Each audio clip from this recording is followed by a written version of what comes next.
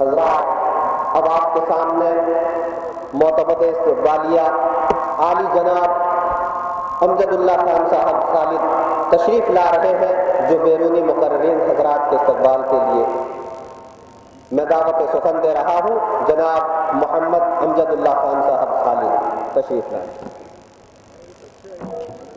اعوذ باللہ من الشیطان الرجیم، بسم اللہ الرحمن الرحیم۔ السلام علیکم۔ میں تقریر کرنے نہیں بلکہ جو بیرون تقریر آئے ہیں میں ان کا استقبال کرنے کے لیے آیا ہوں۔ میں اللہ تعالیٰ کا شکر گزار ہوں کہ اللہ نے مجلس بچاؤ تحریک کو اس بات کا اعزاز حاصل ہے کہ مسلسل 20 سال سے ہم جشن رحمت العالمین صلی اللہ علیہ وسلم مناتے آ رہے ہیں، اور یہ 10ویں مرتبہ ہے کہ اللہ نے مجھ کو معتمد استقبالیہ بنایا، مجھ جیسے گناہ گار حقیر بندے کو معتمد استقبالیہ بنا کر اس جلسے کا کام لے رہا ہے۔ میری یہ سوچ ہے کہ اس جلسے کی بنا پر اللہ تعالیٰ میرے گناہوں کو معاف کر دے گا، اور میرا یہ یقین ہے کہ بانی جلسہ الحاج محمد امان اللہ خان، غازی ملت الحاج محمد امان اللہ خان، ان کی روح نہ صرف خوش ہو رہی ہوگی بلکہ اس جلسے میں شرکت ضرور کر رہی ہوگی، کیونکہ وہ ایک سچے عاشق رسول تھے۔ اللہ نے اس جلسے کا نہ صرف ان کو بانی بنایا بلکہ انتقال سے بالکل 3 روز قبل، انتقال سے 3 دن قبل اللہ نے ان سے ایسا کام لیا کہ امریکہ کے سفیر کو نہ صرف روکا بلکہ جس امریکہ کے سفیر نے سرکار دو عالم صلی اللہ علیہ وسلم کی شان میں گستاخی کی، اس کو جوتوں سے مارا گیا، اور ہندوستان چھوڑنے سے پہلے اس نے نہ صرف معافی چاہی بلکہ اپنے الفاظ کو واپس لیا۔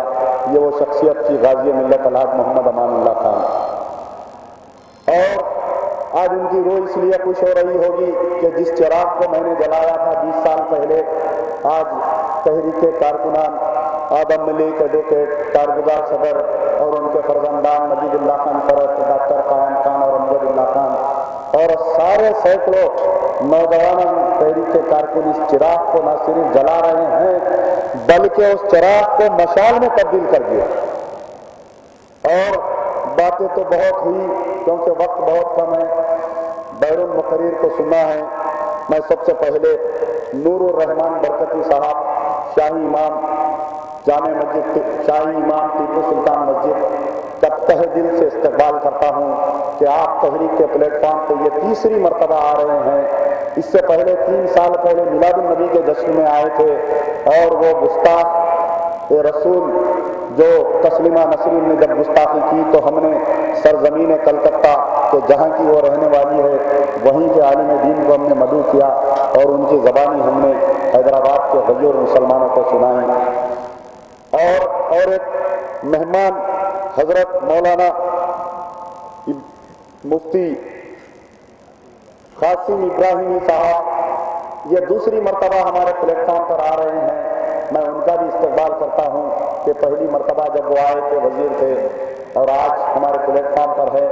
حکومت بہار کے وزیر تھے، للو پرساد یادو کے بہت قریبی آدمی ہیں، آج بھی راشٹریہ لوک دل کے وائس پریزیڈنٹ ہیں وہ، اور میرے درمیان ایک ایسی شخصیت ہے قاری امان اللہ صاحب، میں جن کو اپنا سرپرست مانتا ہوں۔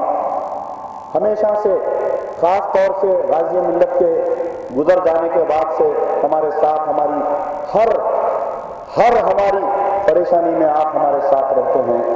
اور ایک ایسی شخصیت اگر میں ان کو استقبال نہ کروں تو میں سمجھتا ہوں کہ ساری تحریک کے ساتھ ناانصافی ہوگی۔ شاعر اسلام جناب منظر بھوپالی صاحب، تقریباً 5 سال سے میں کوشش کر رہا تھا کہ آپ کو اس اسٹیج پر مدعو کروں، اور ہر مرتبہ یہ مصروف رہ رہے تھے، لیکن اس مرتبہ وہی آتے ہیں جنہیں سرکار بلاتے ہیں، وہی آتے ہیں جنہیں سرکار بلاتے ہیں، اور حکم ہو گیا۔ منظر بھوپالی صاحب ہمارے درمیان ہیں۔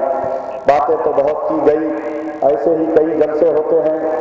ایک جو مسلمانوں کا مرکز سیاسی مانا جاتا ہے، نام نہاد قیادت کی طرف سے उस जलसे में ये बात की गई कि अल्लाह को सबसे नापसंदीदा अगर कोई चीज है तो सूद का कारोबार, सूद पे पैसे लेना और सूद पे पैसे देना।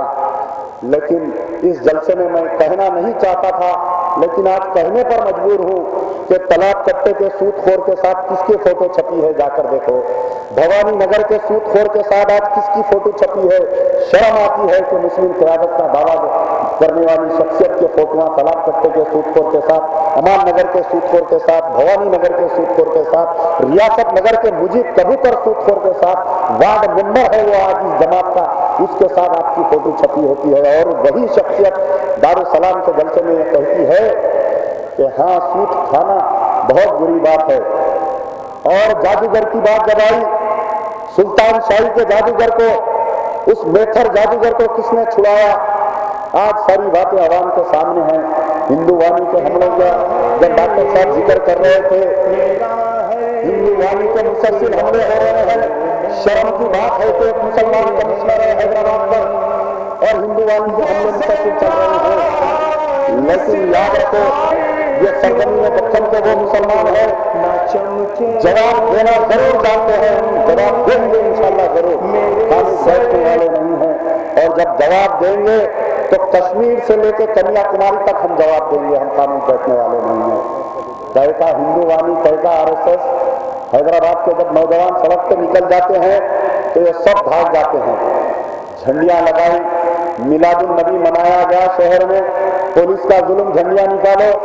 मैं इसकी भी निंदा करता हूं कि पुलिस ने जो मजलूम बच्चों को, सैदाबाद के 14 बच्चों को गिरफ्तार किया गया, मक्का मस्जिद के बम धमाके में यही एक शख्सियत है, शोएब जागीरदार बैठे हैं यहाँ पर, बड़ी बड़ी बातें की गई हुकूमत से, मुस्लिम क़यादत से बड़ी बड़ी बातें की गई कि किसी को 1 लाख दिया गया, किसी को 5 लाख दिया गया। यहाँ शोएब जागीरदार है, पूछो कि ये पहला शख्स था मक्का मस्जिद के बम धमाके में जिसको गिरफ्तार किया गया। गोकुल चाट लुम्बिनी पार्क में इसको डाला गया और मक्का मस्जिद के बम धमाके में इसको डाला गया। 1 रुपया आज की तारीख तक उसको नहीं मिला। इस स्टेज पर मसरूफ है, यहाँ पर मौजूद है। और बात आई उस जलसे में कि मजलूम पर, मजलूम यानी निहत्ते इंसान पर हमला किया गया। अरे निहत्ता तो मेरा भाई शहीद इब्राहिम याफई था, जो घर में सो रहा था, उस पर हमला किया और उसको शहीद कर दिया गया। मेरा भाई शहीद इब्राहिम याफई निहत्ता था, जो घर में सो रहा था, उस पर हमला किया गया। हथियार तो तुम्हारे हाथ में था, 15 कारपोरेटर तुम्हारे साथ थे, 50 पहलवान तुम्हारे साथ थे। मजलूम तो मेरा भाई शहीद इब्राहिम था, जिस पर हमला किया गया और उसको कत्ल किया गया। इंशाअल्लाह वो खून जाया नहीं जाएगा। मैं चैलेंज कर इस जलसे से कह रहा हूं कि इस दुनिया में नहीं तो शहीद इब्राहिम का जो कत्ल किया गया, इंशाअल्लाह अल्लाह के पास तुमको जवाब देना है। मैं इसी के साथ नूरुर रहमान बरकती साहब को इस्तकबाल करता हूं और चाहता हूं कि वो तफसील से बयान करे।